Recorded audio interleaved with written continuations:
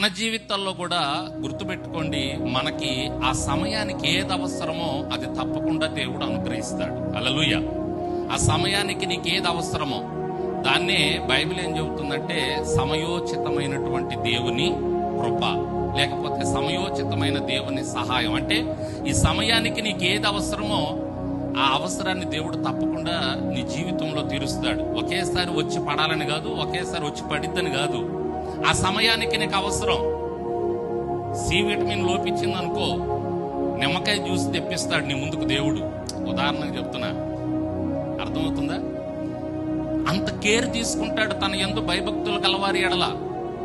లక్షణాలు కలిగి, దేవునికి ఇష్టమైన లక్షణాలు కలిగి నువ్వు ముందుకెళ్తే నీ ఎడల అంత కేర్ తీసుకుంటాడు ఆయన. అంత జాగ్రత్త వహిస్తాడు. నీకు అవసరమైనది ఇస్తాడు. నీకు ఆ సమయానికి ఏది అవసరమో అది దయచేస్తాడు ఆయన. దేవునికి స్తోత్రం.